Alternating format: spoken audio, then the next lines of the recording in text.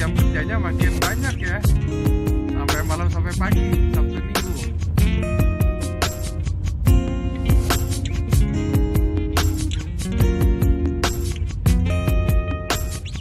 Waduh, iya deh, jadi bangsa dan negara ya. Sekarang di rumah tuh ya. Ya ini lagi mau ke Jakarta. Wah, saya salah ini, salah terus ini.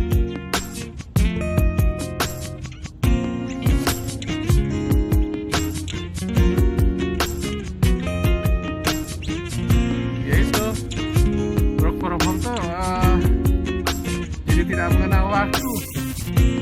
Sabtu Minggu malam.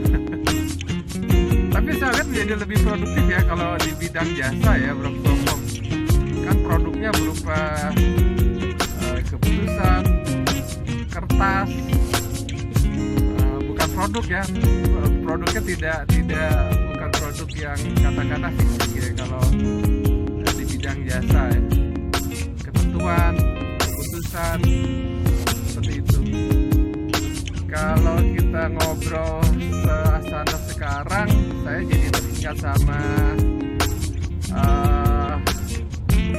pengalaman tahun 1998. Nah, sekalian aja deh kita hari ini kuliah. Kalau kuliah itu kan bahasa Indonesia bakunya artinya mengajar ya,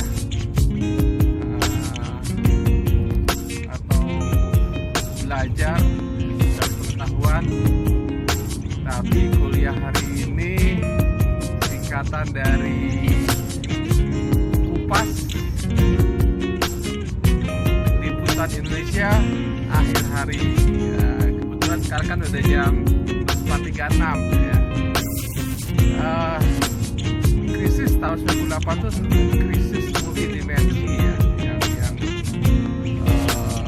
berawal dari krisis di bidang moneter, tetapi efeknya, rentetannya menjadi multidimensi pada kemiskinan yang mengarah kepada tindakan pidana ya pada waktu itu.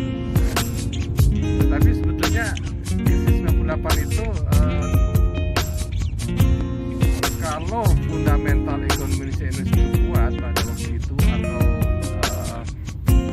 sistem ekonomi Indonesia juga kuat, atau stabilitas ekonomi Indonesia itu memang secara real kuat, mestinya sih kejadian di Thailand dan tukar itu tidak menimbulkan efek contagion kepada Indonesia. Jadi yang paling parah justru Indonesia, sementara negara tetangga seperti Malaysia, Thailand, dan juga Korea itu pulihnya lebih cepat ya dibandingkan dengan Indonesia. Pertanyaannya kenapa pasar Indonesia tahun 98 seperti itu? Kalau kita lihat pada waktu sebelum Undang-Undang Bank Indonesia nomor 3 tahun 1999 ya, jadi Indonesia masih berlaku Undang-Undang tahun 68 nomor 13 ya kalau tidak salah ya. Jadi Bank Indonesia itu ada di dalam anggota Dewan Moneter ya, di mana ketuanya adalah pemerintah dalam hal ini adalah Menteri Keuangan. Jadi setiap rencana kerja Bank Indonesia itu harus ada persetujuan dari pemerintah. Sebetulnya sistem ini tidak masalah ya kalau misalnya pemerintah itu punya komitmen yang kuat menjaga keseimbangan antara supply dan demand.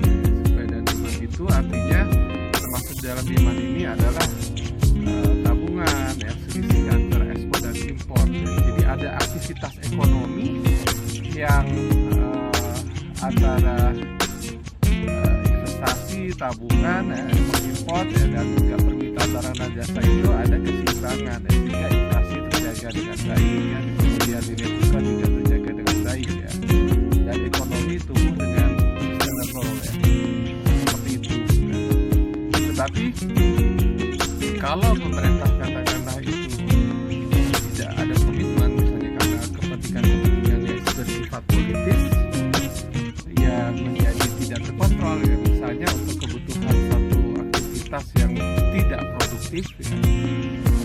apalagi konten impornya sangat tinggi ya, dengan mudah pemerintah bisa meminta Bank Indonesia untuk mencetak uang ya. Seperti itu. Nah, salah satu contohnya pada waktu itu adalah tujuannya baik ya, kredit KNKP pada waktu itu ya. Cuman pelaksanaannya itu tidak mengalir kepada masyarakat kecil, justru dinikmati oleh orang-orang tertentu yang akhirnya macet seperti itu. Nah, ini kan pembiayaannya kan dari tidak sepenuhnya dari akses ekonomi, ada juga dari hasil mencetak uang. Nah, hal seperti ini secara kumulatif ya, kalau ada guncangan di dalam negeri atau dari luar Indonesia, ya itu akan sangat terapuh ya, kondisi Indonesia. Artinya stabilitas ekonominya menjadi terapuh. Kemudian juga karena itu yang terjadi, ya, artinya itu adalah permasalahan tata kelola ya, tata kelola artinya antara Bank Indonesia yang menang terhadap pengelolaan moneter dan pengelolaan perbankan yang seharusnya independen dari pemerintah tetapi menjadi tidak independen. Nah, akibatnya ya, tahun 88 sebetulnya kalau dilihat dari kacamata sekarang ya tidak perlu ada yang namanya kebijakan 488 yang melakukan deregulasi di sektor perbankan, sehingga pada waktu dengan modal yang begitu sedikit katakanlah untuk BPR hanya 8 juta atau udah bisa bikin BPR ya. Kemudian bank juga modalnya tidak sebesar, jadi banyak orang yang sebetulnya tidak kompeten mendirikan bank ya, kemudian integritasnya juga belum faktanya menjadi bermasalah gitu ya. Sehingga menjadi tidak aneh kalau menjadi banyak orang yang bermasalah pada tahun 2008 ya. Akibat dari kebijakan yang menempatkan tinggi dan pengawasan bank independen ya, secara akumulatif itu mulai terasa di tahun 2004 ya, di mana mulai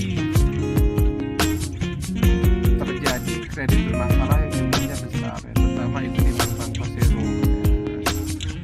Sehingga itu harus pemerintah pinjam uang kepada Bank Dunia untuk memperkuat permodalan bank Persero ya. Tetapi karena memang sejak awal kredit itu diberikan dengan tidak hati-hati ya tetap bermasalah itu tahun 2004 ya.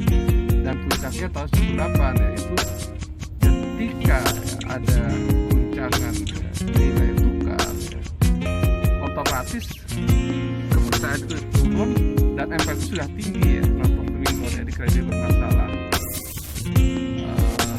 Kalau kita browsing data di Google itu persentase MPL itu sangat tinggi ya di bank-bank Persero itu.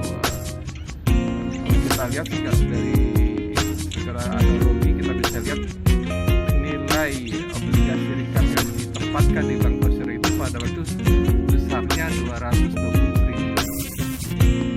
Ini jumlah yang sangat besar ya. Jadi sebetulnya krisis 98 itu karena masalah nilai tukar yang anjlok yang berdampak kepada perbankan ya.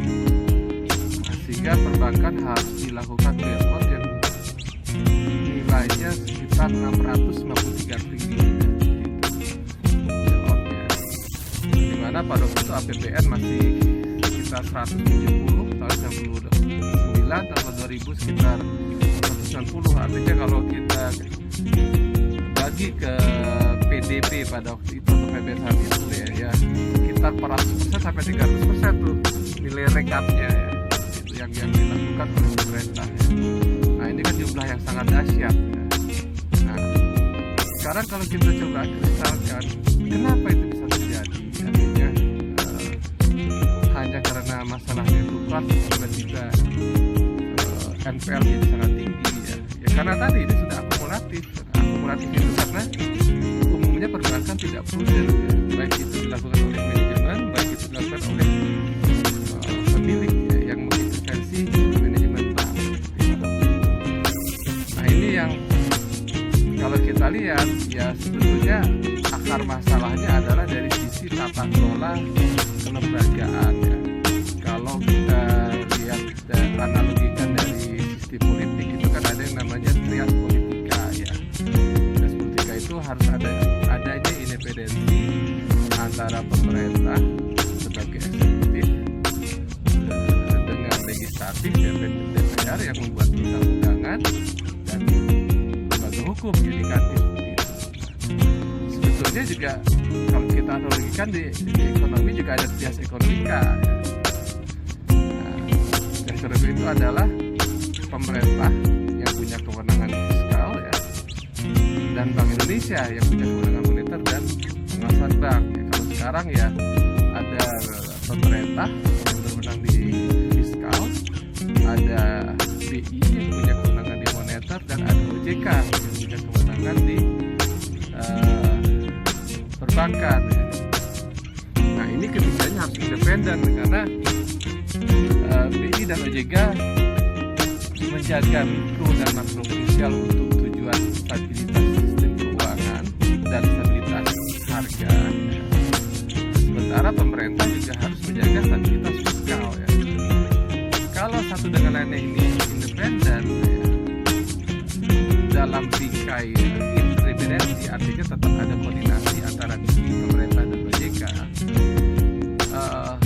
tidak akan terjadi itu ya seperti tahun 98 yang begitu dahsyat ya. Tadi sudah saya sampaikan nilai recapnya itu obligasi bailoutnya sampai dengan 463 triliun ya. Artinya kalau dibandingkan dengan APBN tahun 2000 itu sekitar 333% kalau nggak salah angkanya seperti itu. Ini yang menjadi sebab terjadinya krisis 98. Lalu kenapa saat ini kalau menurut ulasan di media-media bahwa krisis ya, tahun 2020 krisis global ini kan menyeluruh di seluruh dunia ya, dan ini diperburuk ya, dan menjadi semakin kompleks dengan adanya pandemi COVID-19 ya. Artinya sebetulnya secara kompleksitas krisis saat ini lebih berat dari tahun 2008. Nah, tetapi faktanya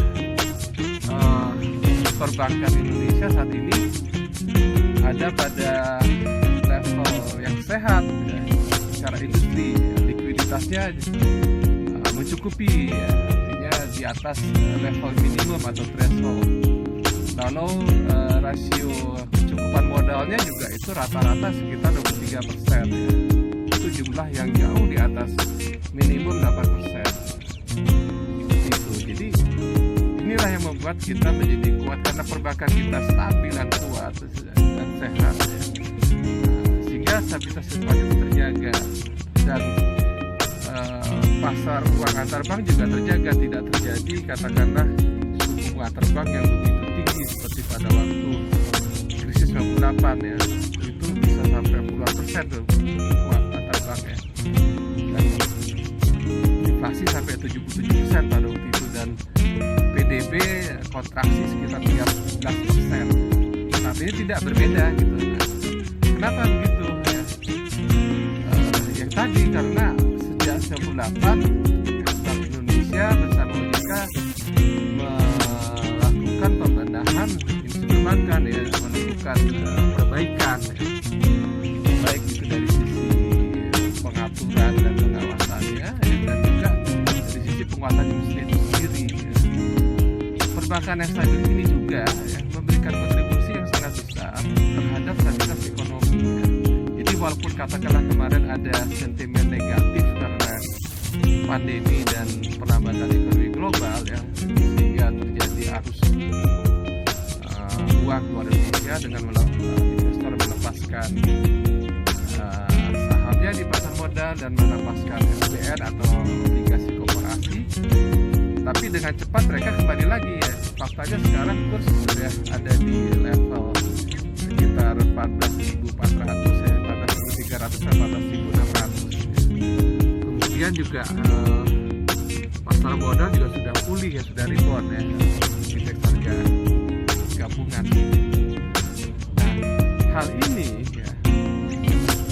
seandainya kalau perbankan kita tidak kuat, ya, bukan tidak mungkin krisis yang lebih buruk dari tahun 98 itu akan terjadi di tahun ini atau di tahun depan. Gitu.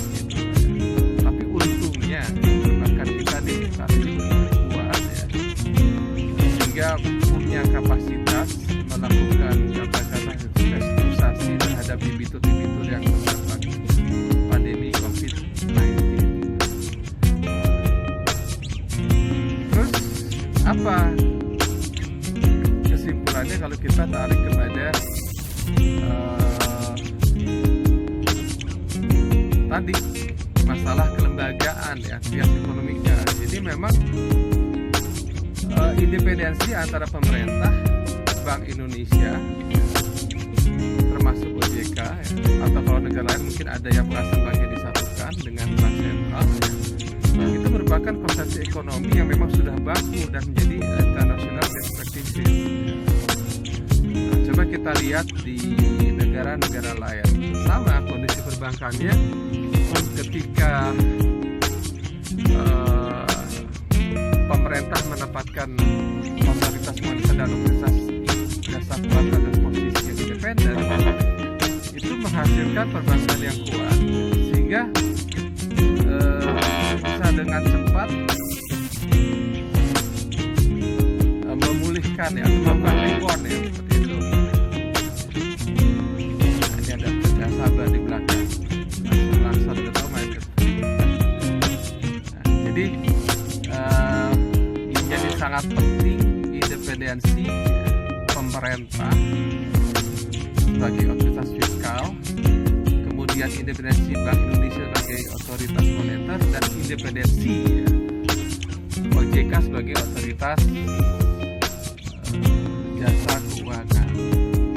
Nah, jadi saat ini di dalam kondisi yang penambatan global, ya, saya pikir pemerintah dan OJK sudah melakukan langkah-langkah yang baik, ya, itu di payungnya ada di Perpu 1 tahun 2020 dan PP 23 tahun 2020, ya, di mana sudah diatur sedemikian rupa, ya, katakanlah kalau ada tekanan dari luar, dari khususnya dari global yang semakin berat, harapannya ya tetap terjaga industri keuangan, ya, karena mekanisme katakanlah untuk mendukung likuiditas perbankan itu sudah diatur sedemikian rupa sehingga tata kelolanya, aspek akuntabilitasnya, aspek responsibilitasnya itu menjadi lebih bisa dipertanggungjawabkan. Jadi sebagai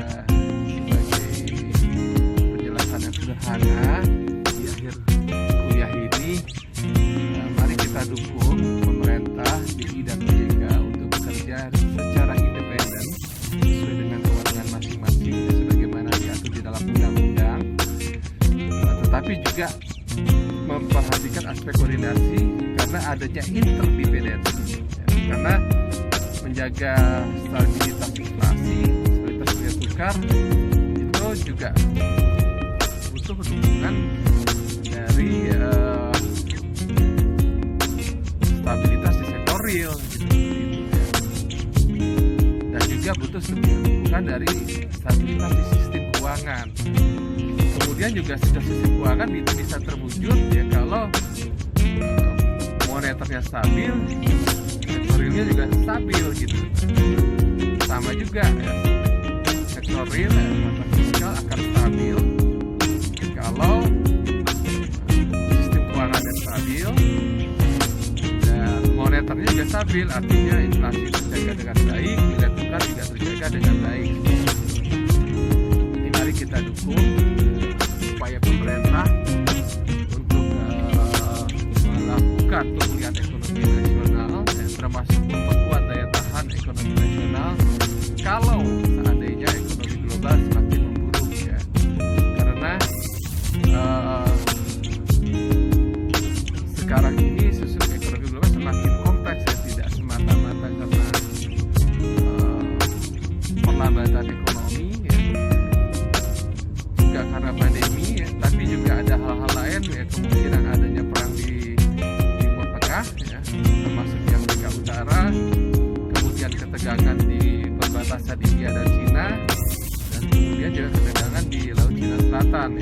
berkaitan dengan perang dagang sebetulnya ya. Dan lebih penting lagi adalah perubahan perilaku konsumen ya. Saat ini konsumen mungkin didominasi oleh generasi milenial yang sampai umur 35 tahun lah ya, atau 35 tahun. Itu sangat berbeda. Mereka lebih hemat ya, lebih praktis ya, sehingga konsumsi itu menjadi turun ya seperti itu. Dan memang ini dalam kondisi ini perlu ada new normal ya di sektor real dan new normal di sektor keuangan untuk tetap bisa mengupayakan keberlanjutan pertumbuhan ekonomi secara organik yang sustainable ya, atau yang berkesinambungan. Kira-kira begitu Mas Dwi. Selamat sore, ini sambil jalan dan nyupir.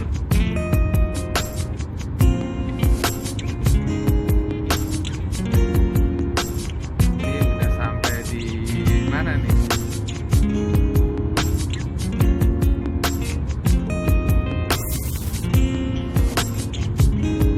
Ada yang mau komen? Silakan kalau ada yang mau komen.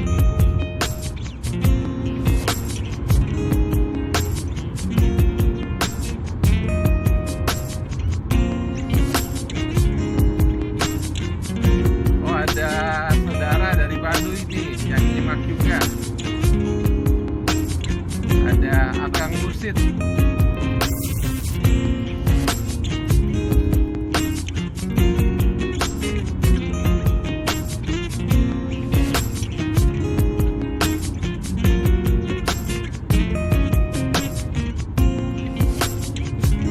Buka masih lama ya buka puasa ya.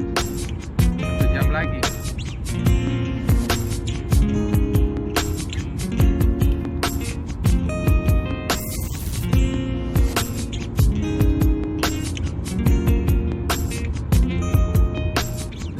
Baros, kita lihat jalan aja ya.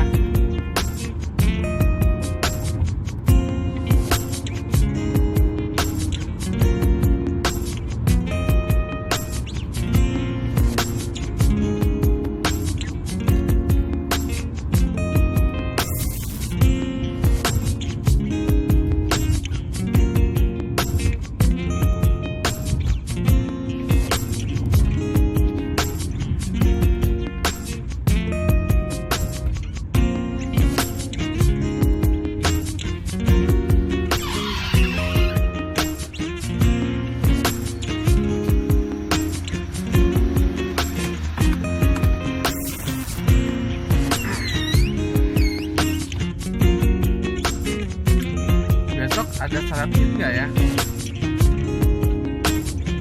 Mana ya tempat salat id besok di Jakarta?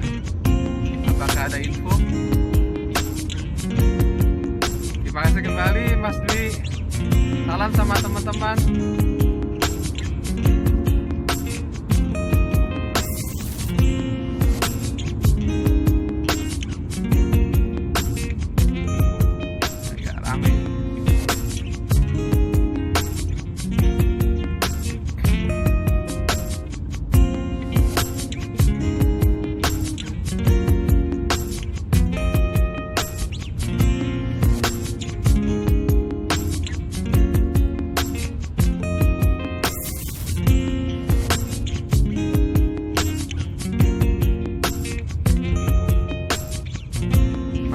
Apa kabar Mas Heri? Lagi di mana Mas Heri? Lagi di Jakarta, Bekasi, atau di Jawa Timur?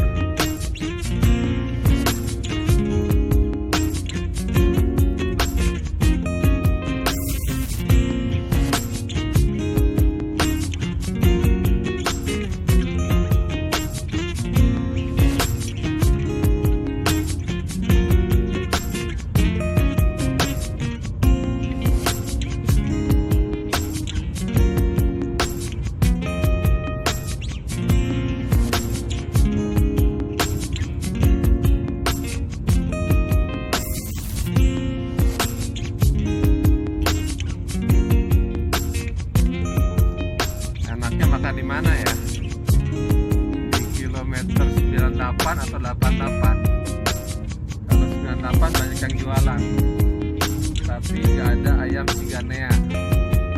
Kalau 88 ada ayam Ciganea, ada burung punai, sama sambelnya enak, sambal terasi.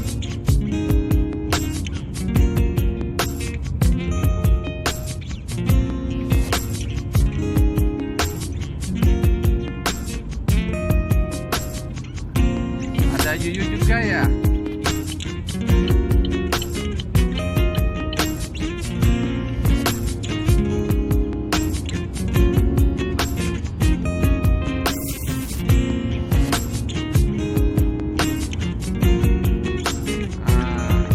Besok enaknya kuliah apa ya? Apa minggu depan? Besok lebaran, nggak ada kuliah.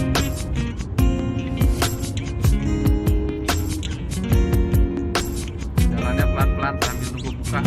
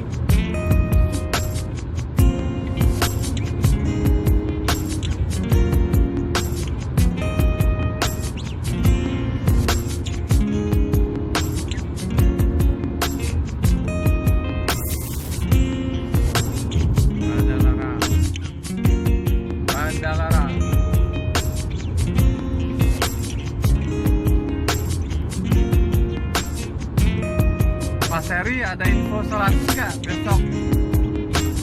Di mana di Bekasi dan Jakarta yang menyelenggarakan sholat Id?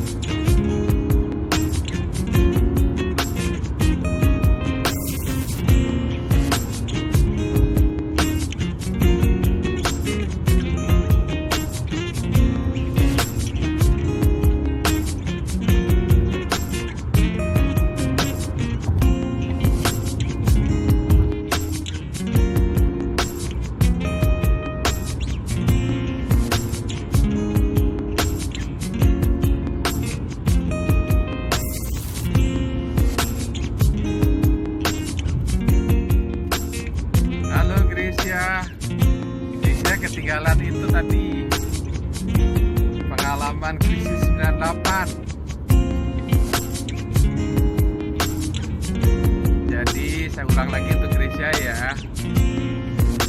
Kondisi ekonomi sekarang lebih berat daripada tahun 98. Kalau 98 itu kan sifatnya regional, kalau sekarang sifatnya global. Dan itu diperburuk oleh ketidakjelasan ya, sampai kapan di pandemi ini berakhir. Diperburuk juga oleh perang dagang ya. Sehingga hampir semua negara mengalami kontraksi perekonomian ya, negara besar ya, tidak terkecuali itu ya. Bahkan Singapura itu kontraksinya hampir 23% ya, artinya PDB-nya turun. Jadi kalau kita perumahan balon itu kempes ya, kempes. Jepang juga kontraksi, Jerman kontraksi, Inggris kontraksi, Amerika kontraksi, Korea kontraksi, bahkan Korea dan Singapura sudah menyatakan negaranya dalam resesi. Jadi sebetulnya ini jadi semakin berat bagi Indonesia karena negara tujuan ekspor utama Indonesia juga sedang melambat ekonominya, terutama untuk ekspor komoditi ya seperti sawit dan barang-barang lainnya gitu. Tetapi tidak usah terlalu pesimistis ya, karena Indonesia diuntungkan punya masyarakat kelas menengah yang jumlahnya besar dan masyarakat yang hampir masuk kelas menengah itu hampir 50% ya. Jadi sebetulnya pasar dalam negeri ini sangat besar sekali ya, sangat besar sekali, sehingga itulah yang membuat banyak negara optimis terhadap Indonesia setidaknya di tahun depan akan positif pertumbuhannya dan malah tinggi ya. Karena itu tadi ditunjang oleh stabilitas sistem keuangan yang kuat, sehingga Bank Indonesia dalam menjaga stabilitas moneter itu menjadi lebih efektif karena kebijakan moneter itu transmisinya tetap harus lewat industri keuangan, khususnya perbankan. Tadi udah dibuktikan ya, walaupun kondisi sekarang lebih berat dari tahun 98, tapi berbagai negara termasuk Indonesia dengan cepat memulihkan kurs dan nilai tukar. Sempat menyentuh 16.000 tapi sekarang sudah sekitar 14.500, 400 seperti itu. Lalu pasar modal juga rebound, lalu surat-surat berharga juga yieldnya membaik ya. Itu. Ini kan bisa terjadi karena tadi industri perbankan yang kuat dan stabil ya. Kuatnya apa? Ukurannya tadi hampir secara industri perbankan kita punya likuiditas yang memadai. Dulu saya belajar mengenai ALNCD dari Grecia. Nanti saya jelasin ya apa tuh ALNCD ya. Lalu NFCR ya, Net Stable Funding Rate ya kalau salah ya. Itu sudah agak lupa ya. Nanti Grecia jelasin. Nah itu yang membuat kita lebih optimistik ya, jadi lebih kuat dibandingkan dulu ya. Sehingga risiko seperti krisis 2008 terjadi krisis multidimensi itu lebih bisa kita hindari ya di kondisi sekarang. Cuman tantangan terbesar saat ini adalah bagaimana Bank Indonesia bersama-sama OJK, bersama-sama dengan pemerintah sesuai dengan kewenangannya sebagaimana diatur dalam undang-undang, bisa bekerja dengan independen satu dengan lainnya, tetapi tetap melakukan koordinasi yang erat untuk saling mengisi sesuai dengan kewenangannya, sehingga memberikan kepercayaan kepada investor dan ada kepercayaan itulah yang nanti akan menyebabkan uang mengalir ke Indonesia. Kalau itu terjadi tentunya ekonomi akan bergerak kembali, pembangunan infrastruktur akan semakin meningkat dan juga tentunya pembangunan manufaktur juga akan menggeliat. Nah inilah yang nanti akan menjadi kunci penciptaan lapangan pekerjaan. Tahun 98 itu PHK itu mencapai 6,4 juta orang. Saat ini pemerintah bersama Sekretariat berusaha ya untuk tidak melakukan layoff atau PHK. Mungkin sebatas pengurangan jam kerja ya, yang dengan konsekuensi tentunya uang lembur menjadi berkurang ya, lebih efisien di sini. Kalaupun ada PHK, tapi itu mungkin masih manageable lah. Nah ini yang kita harapkan kalau di OJK dan pemerintah tetap bisa bekerja secara efisien satu dengan lainnya. Insya Allah kita akan cepat pulih dan lapangan pekerjaan akan terus setidaknya terjaga, artinya PHK pada level yang minimal. Syukur tahun depan sudah terbuka lapangan pekerjaan baru ya, sehingga yang sekarang menganggur itu bisa segera ditabung kembali, dan yang mereka baru lulus dari SMA atau lulus di D3, lulus kuliah juga tetap tertampung untuk bekerja. Tetapi tentunya jangan terlalu berharap untuk mendapatkan pekerjaan dari katakanlah pemerintah atau dari perusahaan-perusahaan yang ada. Sebetulnya pemerintah sudah menganggarkan ya, untuk mendorong generasi muda atau mereka yang mungkin terkena PHK ya, yang jumlahnya minimal ini, untuk punya kemampuan menjadi entrepreneur atau melakukan kegiatan usaha dalam skala UMKM atau mikro.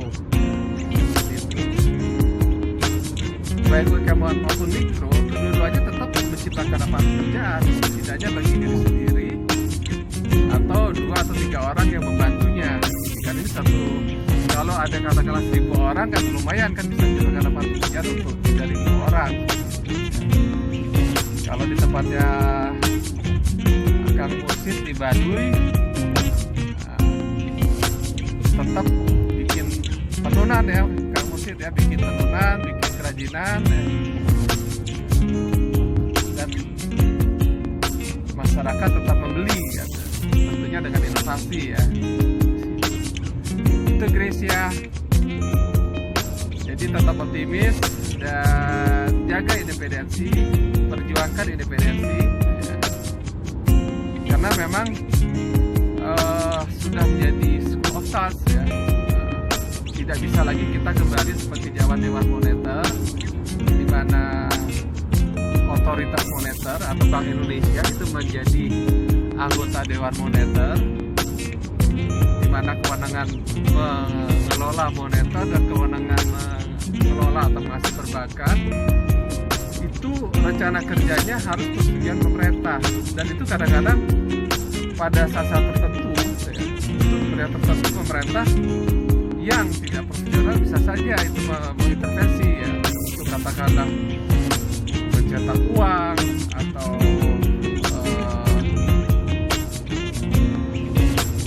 mendirikan bank baru yang sebenarnya tidak perlu ya, seperti itu. Itu pernah terjadi tahun 88 ya. Kuncinya saat ini adalah supaya kita bisa keluar ya, dari tekanan ya, krisis global adalah tetap tenang, tetap fokus ya, menjalankan tugasnya masing-masing sesuai undang-undang, dan kuncinya independen, jaga independensi, tapi tetap melakukan koordinasi karena tadi ada interdependensi antara OJK, BI, dan pemerintah. Saya ulangi lagi, menjaga stabilitas sektor real atau fiskal itu tidak mungkin terjadi kalau moneternya tidak stabil, sistem keuangan tidak stabil. Menjaga stabilitas moneter tidak bisa juga terjadi kalau sistem keuangan tidak stabil, kalau sistem keuangan tidak stabil. Menjaga stabilitas sisi keuangan juga itu menjadi berat kalau moneternya tidak stabil dan sektor realnya tidak stabil. Jadi memang ini ketiganya menjadi trias ekonomika ya, istilah yang saya bikin aja gitu. Mungkin nanti kita cari referensinya, itu akan ketemu juga trias ekonomika ini.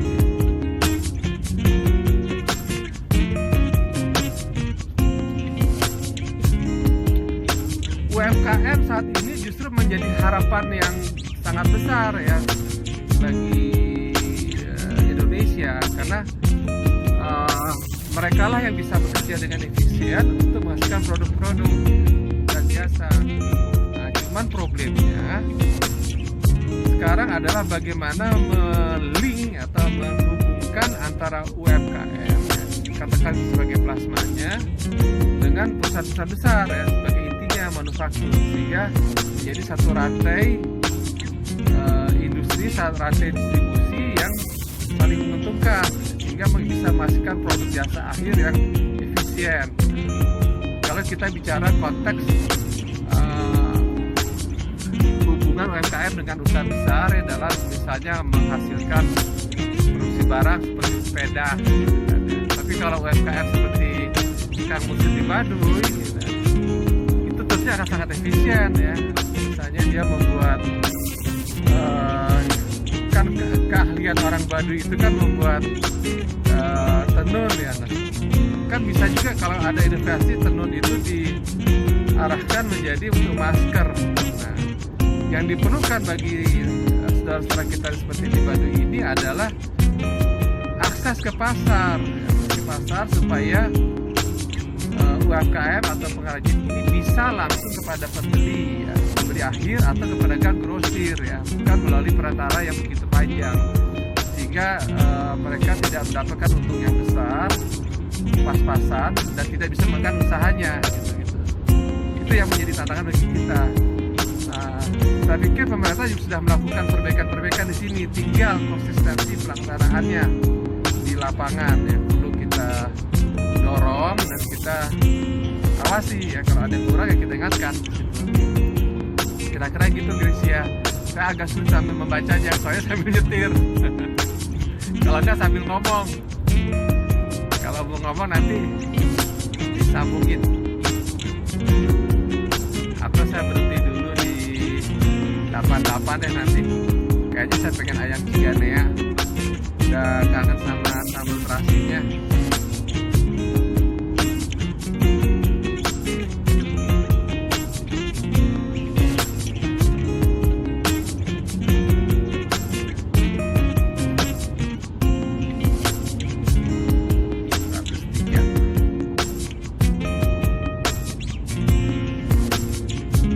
UMKM murni sektor ekspor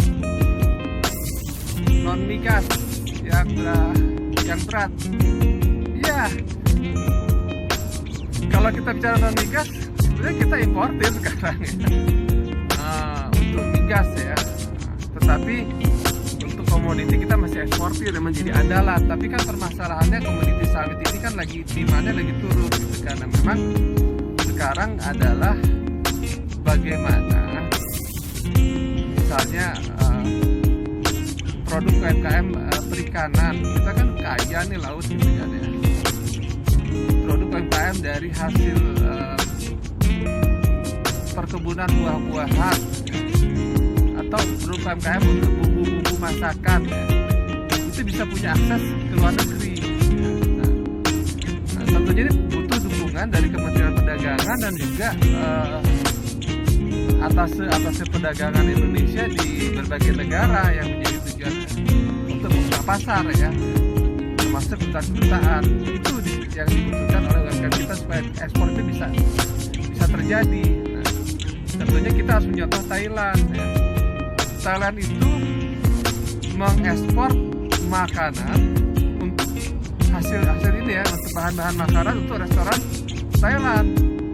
Tetapi juga itu aksesnya adalah bukan kepada restoran Thailand saja, kepada negara-negara yang ada restoran Thailand, yang artinya kepada penduduk asli. Nah, seperti itu. Nah, sebetulnya kita bisa juga di Belanda kan itu sudah terbiasa dengan masakan Indonesia kan, bisa aja kita kirim bumbu-bumbu, kerupuk dan sebagainya ke sana.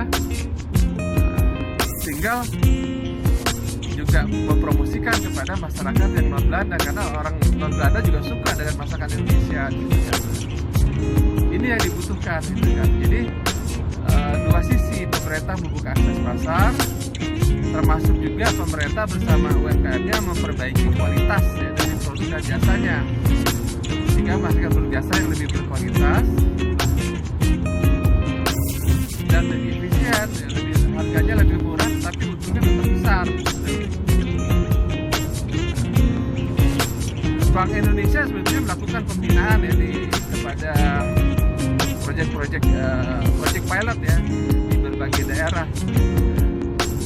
Sekarang juga mungkin OJK juga sudah mulai melakukan itu ya, tapi memang kapasitasnya tidak sebesar Bank Indonesia karena OJK lebih fokus pada aspek pengawasannya gitu ya. Karena Bank Indonesia melakukan bina UMKM kan juga berkepentingan untuk menjaga stabilitas moneter di sini. Ini sih sebetulnya yang dibutuhkan. Nah, kalau kesempatan sih untuk mendorong ekspor barang-barang UMKM ya, terutama dari sisi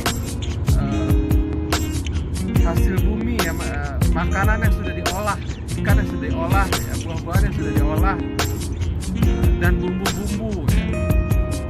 Contohnya bumbu kare ya, kan bisa kita buat di sini gitu kan. Diekspor itu ke Timur Tengah, diekspor ke India gitu. Karena di Timur Tengah kan prosesnya besar kare. Saya kayaknya mau di dapat aja sambil nunggu buka.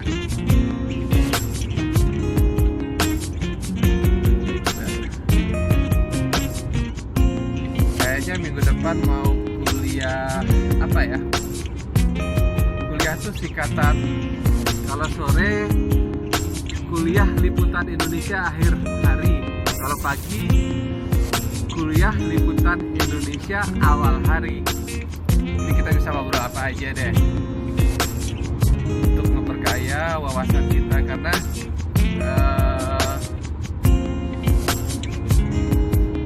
memperluas wawasan itu penting ya bagi pengusaha, baik besar atau kecil,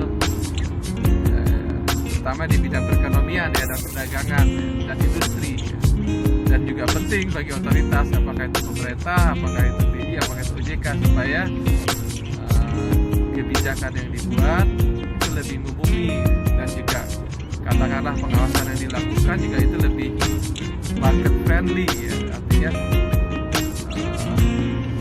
ada fleksibilitas yang diberikan, tetapi aspek potensialnya juga tetap kita jaga gitu, supaya ekonomi bergerak.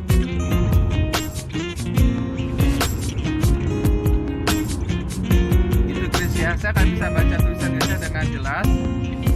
Maklum matanya mata tua sambil nyupir, dan teman-teman lainnya.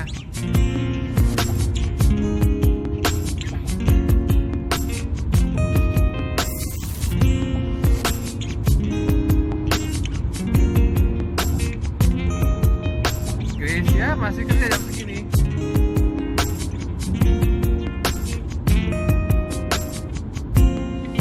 Ada awang.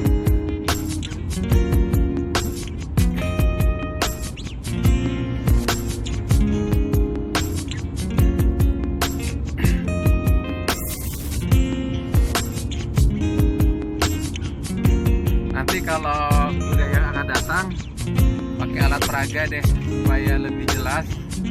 Karena ini kan sambil nyupir, sambil ya ngomong ala kadarnya, sambil santai dan lebih interaktif ya. Kalau ada usulan kuliah akan datang apa, temanya apa, nanti di DM aja ya ke IG saya.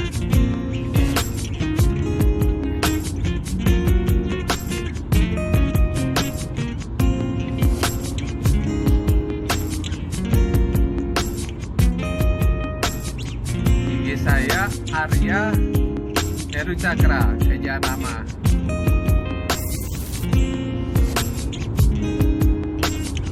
Arya tuh kalau bahasa Jawa dibacanya Aryo, Heru Cakra kalau bahasa Jawa jadi Heru Cokro.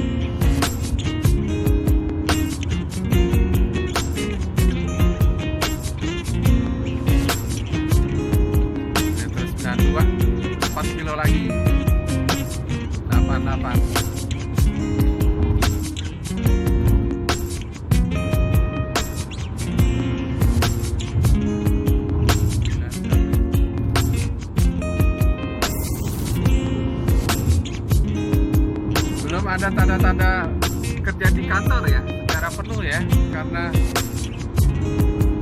situasi pandeminya nampaknya memberat kembali ya, meningkat jumlah yang terpapar.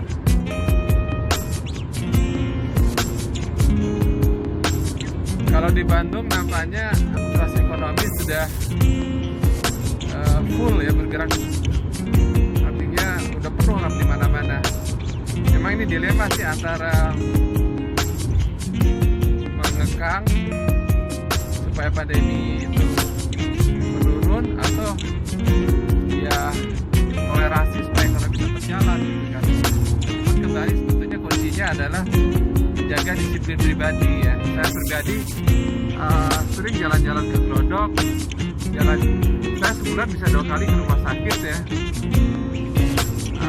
Tetapi tadi masker, kadang-kadang pakai sarung tangan, untuk selalu cuci tangan minimal ya, kalau bisa pakai sabun, kalau ada sabun itu udah alhamdulillah bisa menjaga kesehatan. Terakhir kemarin saya di rapid test sama di swab test tidak reaktif dan negatif hasilnya gitu, walaupun agak bandel, banyak jalan ke tempat keramaian.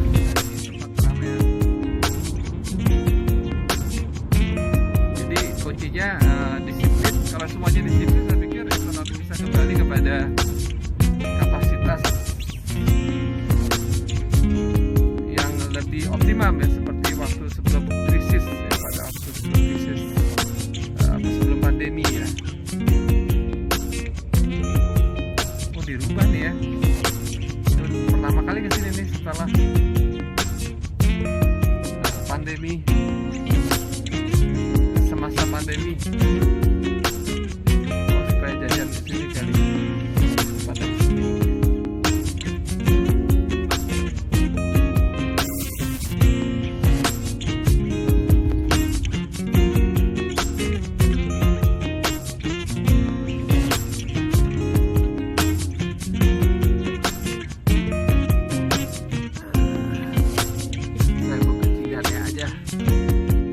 Marangi.